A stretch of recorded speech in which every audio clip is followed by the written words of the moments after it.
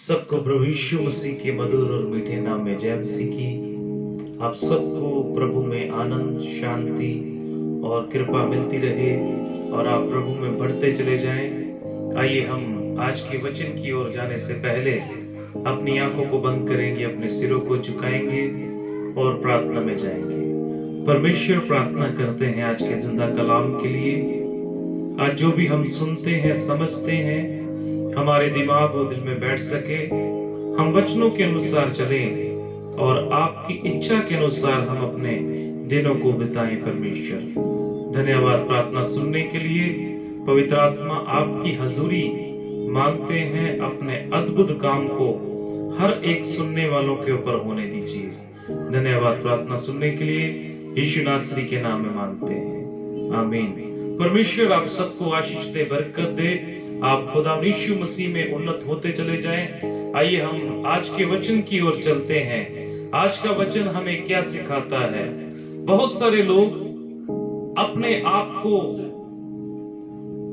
Normal व्यक्ति समझते हैं। बहुत सारे लोग ये सोचते हैं कि कोई भी हमें पसंद नहीं करता, कोई भी हमें योग्य नहीं समझता, कोई भी हमें इस रीति से नहीं समझता जैसे हमें समझना चाहिए, और इसी वजह से वो लोग निराशा में आ जाते हैं, परेशानी में आ जाते हैं, डिप्रेशन में आ जाते हैं, और वो लोग अपने जीवन को सही रीति से जी नहीं पाते। लेकिन मैं आपसे कहना चाहता हूं आज वचन के माध्यम से कि अगर आपको परमेश्वर ने चुना हुआ है, अगर आपको परमेश्वर ने बुलाया हुआ है, अगर आपको परमेश्वर ने ठहराया हुआ है, तो आप नॉर्मल व्यक्ति नहीं हैं, आप अद्भुत व्यक्ति हैं। आप अद्भुत व्यक्ति हैं। और किस रीति से पता चलता है कि हम अद्भुत व्यक्ति हैं? आइए एक उदाहरण के तरीके से मैं आपको बताना चाहता हूं कि हम किस रीति से अपने आप को अद्भुत जान सकते हैं। हम पढ़ते हैं पहला शमूएल उसका 17 अध्याय, उसमें लिखा गोलियत के बारे में। गोलियत एक वीर योद्धा था और उसकी हाइट लगभग 9 फुट के करीब थी, और जो उसने जिलम पहना हुआ था उसका वजन लगभग 57 किलोग्राम था, और जो उसके हाथ में बाला था उसका वजन लगभग 7 किलोग्राम था। और वो इस्राएलियों को, ये जो गोलियत था ये फिलिस्ती था, और ये इस्राएलियों को 40 दिन लगातार ललकार रहा है कि तुम में से कोई भी अगर ऐसा हो जो मुझसे लड़ना चाहता है तो आगे आ सकता है। इस्राएल में हर एक व्यक्ति उससे डर रहा है, कोई भी उससे लड़ने के लिए आगे नहीं आ रहा। ये व्यक्ति जिसका नाम गोलियत है, ये 40 दिन 80 बार इस्राएली को उनको ललकार चुका है। ये सुबह आके ललकारता है, ये शाम को ललकारता है, और इस्राएली जो हैं डर के मारे अपनी अपनी जगहों में छिपे हुए हैं। कोई भी ऐसा व्यक्ति नहीं जो इससे लड़ सके। हर व्यक्ति, जितने भी उस जगह पे योद्धा हैं, जितने भी सेनापति हैं, जितने भी लोग वहां पर खड़े हैं, सब इससे डर रहे हैं।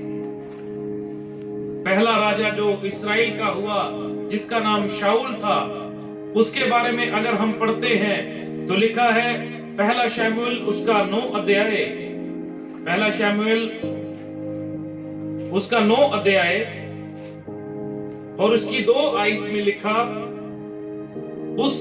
उसके शाऊल नामक एक जवान पुत्र था जो सुंदर था, और इस्राएलियों में कोई उससे बढ़कर सुंदर ना था, और वह इतना लंबा था कि दूसरे लोग उसके कंधे ही तक पहुंचते थे। दूसरे लोग उसके कंधे तक ही आते थे। शाऊल उस टाइम जब गोलियत उन्हें ललकार रहा था, शाऊल इस्राएल का राजा था, और लिखा शाऊल इस्राएल में बहुत ही लंबा व्यक्ति था, बाकी लोग सिर्फ उसके कंधे तक आते थे। शाऊल भी गोलियत से लड़ने के लिए नहीं जा रहा है। शाऊल भी राजा होकर भी और इतना लंबा होकर भी, इतना ताकतवर होकर भी गोलियत से लड़ने के लिए नहीं जा रहा। हर एक व्यक्ति डर रहा है, लेकिन वहां पर एक व्यक्ति आता जिसका नाम है दाऊद, जिसका नाम दाऊद है। दाऊद उस जगह पर आता है और दाऊद का जो पिता है उसे अपने बच्चों के लिए रोटी देने के लिए भेजता है। दाऊद 8 भाई थे, जिनमें से 3 भाई शाऊल की सेना में भर्ती हैं, इस्राएल की सेना में भर्ती हैं, और उनको रोटी देने के लिए दाऊद आ गया है। और जब दाऊद उनको रोटी देने के लिए आया तो दाऊद ने उनसे पूछा कि क्या हो रहा है यहाँ पर। तो उन्होंने उसे बताया कि ये बात चल रही है और वो फिलिस्ती, वो गोलियत बार बार आके हमें ललकार रहा है और सब जन उससे डर रहे हैं। और दाऊद का भाई उससे क्या कहता है, आइए हम पढ़ेंगे। पहला शमूएल 17:28। जब दाऊद उन मनुष्यों से बातें कर रहा था तब उसका बड़ा भाई एलियाब सुन रहा था, और एलियाब दाऊद से बहुत क्रोधित होकर कहने लगा, तू यहाँ क्यों आया है और जंगल में उन थोड़ी सी भेड़ बकरियों को तू किसके पास छोड़ आया है। दाऊद का जो भाई था उसने भी दाऊद को इस योग्य ना समझा कि वो भी गोलियत से लड़ सकता है। उसने उससे कहा कि तू थोड़ी सी भेड़ बकरियों को छोड़ के यहाँ क्या करने आ गया है। दाऊद चुप रहा और दाऊद जाकर उसके बाद में शाऊल से बात करता है। शाऊल उसे अपने वस्त्र पहनाता है, लेकिन उनका वजन ज्यादा होने के कारण शाऊल वो वस्त्र पहन नहीं पाता। और उसके बाद में शाऊल उसको कहता है, अगर तू लड़ना चाहता है तो लड़ने के लिए जा। और दाऊद वहां से ही 5 पत्थर उठाता। लिखा है, मैं 40 आयत आपके लिए पढ़ता। तब अब उसने अपनी लाठी हाथ में ली और नाले में से 5 चिकने पत्थर छांटकर अपनी चरवाहे की थैली अर्थात अपने झोले में रखे और अपना गोफन हाथ में लेकर फिलिस्ती के निकट गया। 5 पत्थर उसने नाले में से उठाए और उसको उसने अपनी थैली में रखा और गोफन अपना साथ पे लिया। एक लाठी उसने साथ में ली और वो गोलियत से लड़ने के लिए चला गया। और जब वो गोलियत के साथ लड़ने के लिए चला गया, अब गोलियत उसे क्या कहता है सुनिएगा। जब फिलिस्ती ने दुष्टी करके दाऊद को देखा तब उसे तुच्छ जाना, क्योंकि वह लड़का ही था और उसके मुख पर लाली झलकती थी और वह सुंदर था। वो लड़का ही था उस टाइम। और जब वो दाऊद उससे लड़ने के लिए गया तो दाऊद को उसने तुच्छ जाना, दाऊद को फिलिस्ती ने तुच्छ जाना। इसलिए वो उससे लड़ने के लिए उससे जब आगे आया तो उससे तुच्छ जानता है। दाऊद को गोलियत भी तुच्छ जानता है, दाऊद को गोलियत भी तुच्छ जान रहा है। दाऊद के साथ वो लड़ना नहीं चाहता, वो छोटा। जब फिलिस्ती ने दृष्टि करके दाऊद को देखा तब उसे तुच्छ जाना, क्योंकि वह लड़का ही था और उसके मुख पर लाली झलकती थी और वह सुंदर था। जब गोलियत ने भी दाऊद को देखा तो उसने उसके डील डोल को देखा। उसने देखा कि ये तो बच्चा मेरे साथ लड़ने के लिए आया है। और गोलियत ने भी उसे तुच्छ जाना। गोलियत ने भी उसको अपने मुकाबले का नहीं जाना, वो भी उसको तुच्छ समझता है। लेकिन परमेश्वर के वचन के अनुसार जो दाऊद चलने वाला है, दाऊद 45 वर्ष में क्या कहता है। दाऊद ने फिलिस्ती से कहा, तू तो तलवार और भाला और साथ लिए हुए मेरे पास आता है, परंतु मैं सेनाओं के यहोवा के नाम से तेरे पास आता हूँ, जो इस्राएली सेना का परमेश्वर है, उसी को तूने ललकारा है। दाऊद ने कहा, तू तलवार लेकर मेरे साथ लड़ने के लिए आ रहा, भाला लेके लड़ने के लिए आ रहा, लेकिन मैं सेनाओं के यहोवा के नाम से तेरे साथ लड़ने के लिए आता हूं। और क्योंकि वो परमेश्वर के नाम से लड़ने के लिए आ रहा था। उसने अपने आप को नहीं देखा, ना वो कुछ तलवार लेकर आया, ना ही कोई वो औजार लेकर आया उससे लड़ने के लिए। सिर्फ 5 पत्थर उसने उठाए और वही अपनी थैली में लेकर आ गया। और आगे लिखा, फिर दाऊद ने अपनी थैली में हाथ डालकर उसमें से एक पत्थर निकाला और उसे गोफन में रखकर फिलिस्ती के माथे पर ऐसा मारा कि पत्थर उसके माथे के भीतर घुस गया और वह भूमि पर मुंह के बल गिर पड़ा। दाऊद ने एक ही पत्थर से गोलियत को मार दिया। और जब दाऊद ने उसके माथे पर पत्थर मारा तो गोलियत को पीछे की तरफ गिरना चाहिए था, लेकिन वो दाऊद के पांव में गिर गया, मुंह के बल गिर गया, क्योंकि दाऊद के साथ परमेश्वर था, दाऊद के साथ खुदावन खुदा था, दाऊद के साथ हमारा जीवित परमेश्वर था। अगर हमारे साथ परमेश्वर है तो कोई मायने नहीं रखता कोई हमें पसंद करता है या नहीं करता, कोई मायने नहीं रखता कोई हमें क्या समझता है। चाहे दुनिया हमें तुच्छ समझे, चाहे लोग हमें कितना भी कमजोर समझे, लेकिन प्रभु में अगर हैं तो हम बलवंत हैं। अगर प्रभु में हम हैं तो हम ताकतवर हैं, क्योंकि हमारा परमेश्वर हमारे साथ साथ रहता है। और उसी तलवार से उसने गोलियत की ही तलवार से दाऊद ने उसकी गर्दन को काट दिया।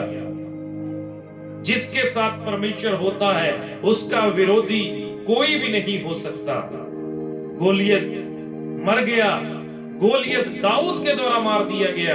इतने वीर योद्धा इस्राएल में थे, लेकिन एक भी साहस ना जुटा पाया गोलियत से लड़ने के लिए। शाऊल खुद भी गोलियत से ना लड़ पाया, लेकिन एक छोटा बच्चा, एक दाऊद जो अभी लिखा है लड़का ही था, उसने परमेश्वर के नाम में होकर गोलियत को मार दिया है। गोलियत के जो दाऊद के घर वाले थे उसे वो तुच्छ समझते हैं। जो गोलियत खुद था वो खुद उसे तुच्छ समझ रहा है, उसे लड़ने के योग्य नहीं समझ रहा, लेकिन परमेश्वर के सामने वो योग्य है। परमेश्वर ने दाऊद को योग्य ठहरा दिया, और जब परमेश्वर ने दाऊद को योग्य ठहराया तो गोलियत उसके पांव में गिर गया, गोलियत उसके पांव में पड़ा है। और जब गोलियत उसके पांव में पड़ा है तो गोलियत की गर्दन उसी की तलवार से काट दी गई।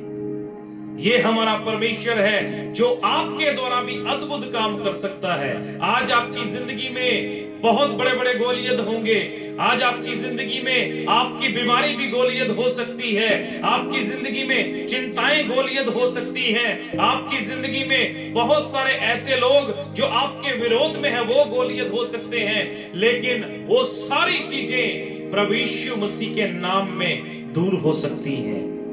वो सारी चीजें प्रभु यीशु मसीह के नाम में खत्म हो सकती हैं, नाश हो सकती हैं। वो सारी चिंताएं खत्म हो सकती, वो बीमारियां जा सकती हैं जिन्हें आप गोलियत समझते हैं, क्योंकि आपको खुदा ने चुना है, आपको परमेश्वर ने ठहराया है, और परमेश्वर आपके द्वारा अद्भुत काम करेगा भी।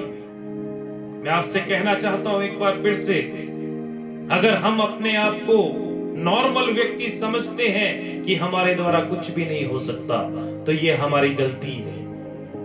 अगर हमने प्रभु यीशु मसीह को अपने जीवन में न्योता दिया है, वो हमारे जीवन में आ चुका है, तो हम नॉर्मल व्यक्ति नहीं हैं, हम अद्भुत व्यक्ति हैं, और खुदा हमारे द्वारा अद्भुत काम करना चाहता है। मैं आपसे कहता हूं प्रभु में आए और उन अद्भुत कामों को देखें। ये जो काम था ये एक अद्भुत काम था, कोई भी इसे कर नहीं पा रहा था। पिछले 40 दिनों से वो ललकारता जा रहा है, गोलियत ललकारता जा रहा है, लेकिन एक लड़का जो अपने भाइयों को रोटी देने के लिए आया, उसने आके गोलियत को मार दिया है। परमेश्वर आपके द्वारा भी अद्भुत काम कर सकता है। इन अद्भुत कामों के लिए हमेशा तैयार रहें। कोई पता नहीं परमेश्वर आपके द्वारा कहां अद्भुत काम कर दे। हमेशा तैयार रहें, खुदा में मगन रहें, खुदा के साथ जुड़े रहें। प्रभु यीशु मसीह के नाम में आपको आशीष मिलती रहे, आपको बरकत मिलती रहे, आप खुदा में उन्नत होते चले जाएं। सबको जय मसीह की शालोम।